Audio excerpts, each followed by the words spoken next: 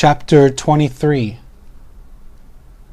Over and over, the look of horror on Joachim's face clouds my head. That stare of distaste, hatred, and fear, all of them in one expression, burning in the holy fire of God. Condemned to hell. Now I follow the man who sentenced him to death. Bronin gave no warning and no trial. There wasn't a chance to explain, no action to take. It all happened so fast. He was one of them, says Bronin, as we pass through a dark passageway. His pace is quick, yet not as quick as Joachim's was. Since the time you killed his mother and took him in, what did you expect, Tenor? The devil, the carnal Risi, he aligned himself with them. I never trusted the man the day you welcomed him into your home. Told you not to harbor the children of parents that you slay. They are broken, my son. It never changes. The notion has crossed my mind before. There were times I questioned the loyalty from Joachim, no doubt. But Bronin didn't seem what I had seen. The circumstance of things. Joachim saved my life, yet shuddered from the sight of Bronin. My mind lingers for some time not knowing what really happened, but I soon realize, does it really matter? I will never know. Hurry! We must keep moving.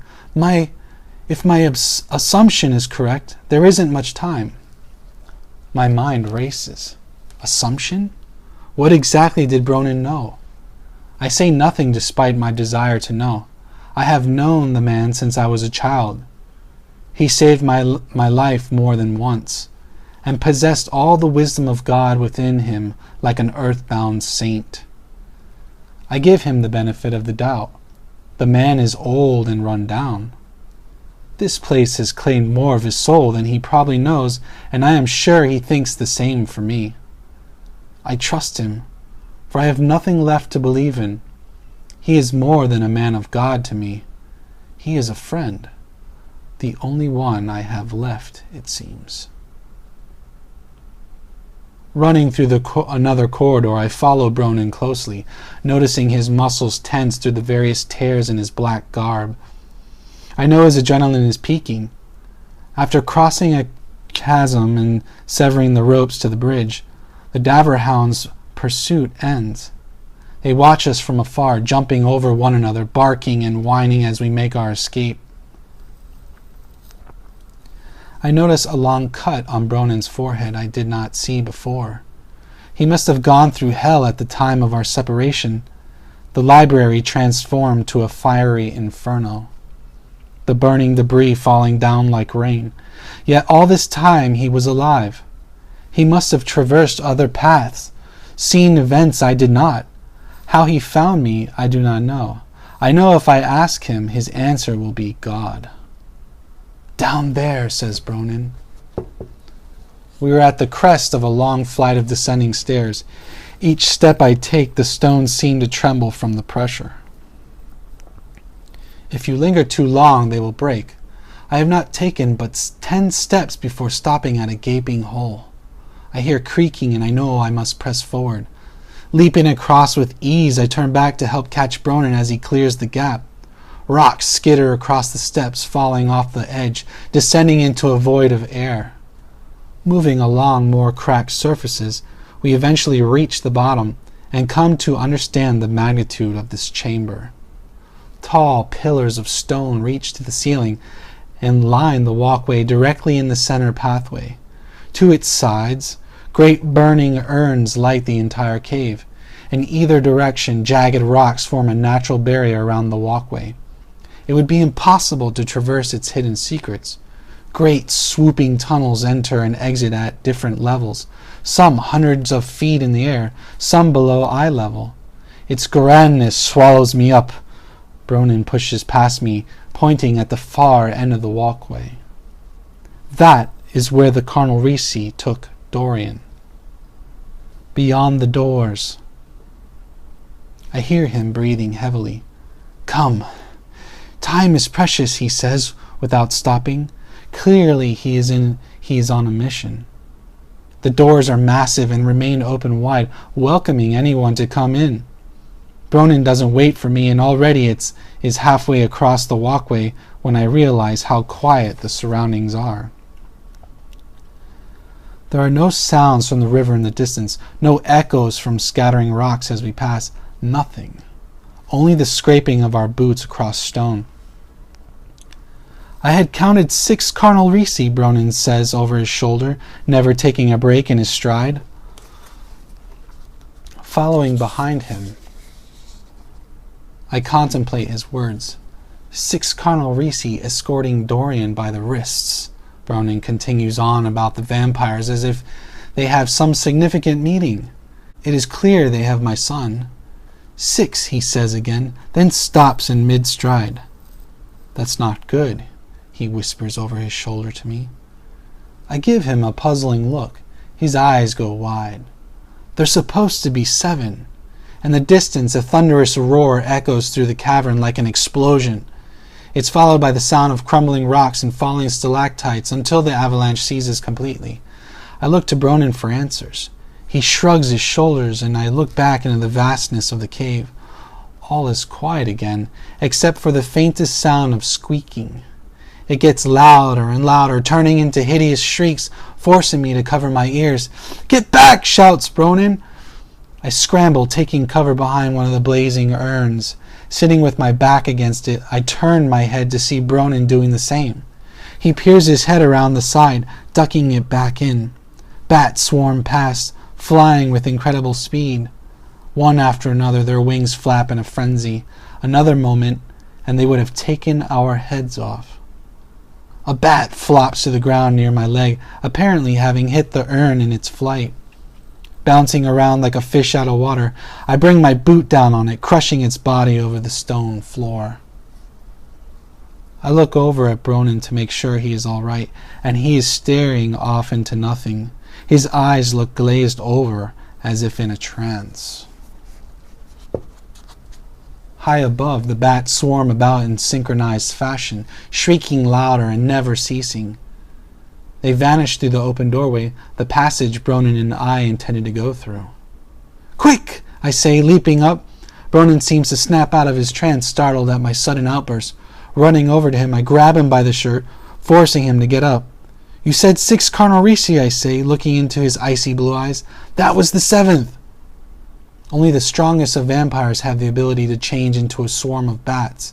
In most cases, it is their preferred method of movement when traveling alone. If the carnal risi were of Iglesian's chosen few, there is no doubt they possess immense power, the ability to change form. They know we're here. Running through the open doors, I stop before a railing, old and broken. It crumbles as my hand grips it. I am in what seems to be a circular tower chamber, a large, vast open area descending down into torchlight. Stone stairs run down the course of its curved wall, as far as the light will allow me to see. Hanging from the ceiling, a large mechanism with multiple cogs lies dormant in dust and cobwebs. The metal gears have a film of rust on their surface. Drooping loosely from its center are 2 thick chains, also red with decay. At my feet, the bones of skeletons scatter from my movement. A skull rolls along the floor and comes to a halt. There are still some bats flapping around, discontent with our presence. A strange sound floats up from the lower levels, music-like at first, but I realize it's not music. It's chanting. Eerily it echoes up the cavity of the tower, filling the space with dread. "I'm getting that feeling," Bronin says suddenly. There's no need for me to ask him about it. When a priest has a feeling, it never amounts to anything good. I look down the wide tower opening again and take a deep breath. The air tastes stale and metallic as if no surface air ever breached down here. Mixed with the voices below, I am doused with the feeling of doom. I begin my descent, Bronin following closely behind. I wonder at the place we are at, the circumstance we are in. Skulls line the walls as we pass. They never seem to take their eyes off of me. I've seen them before. Albiston Church. Bronin, what is this place? I ask, descending each step methodically. The underground monastery, he says, almost simultaneously, as if anticipating my question.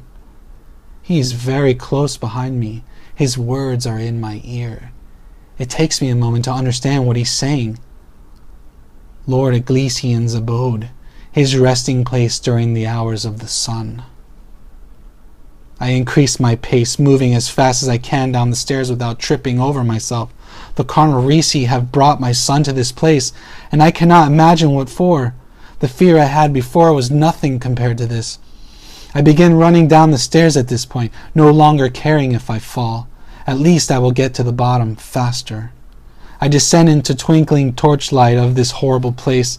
It seems to take forever to reach the bottom of this pit, and when I finally do, it is destroyed beyond comprehension. Wood and rubble cover every inch of the floor, making it harder to traverse its mess. The chains hanging from the center are connected to a metal and wood-framed crate, a contraption used for elevating things.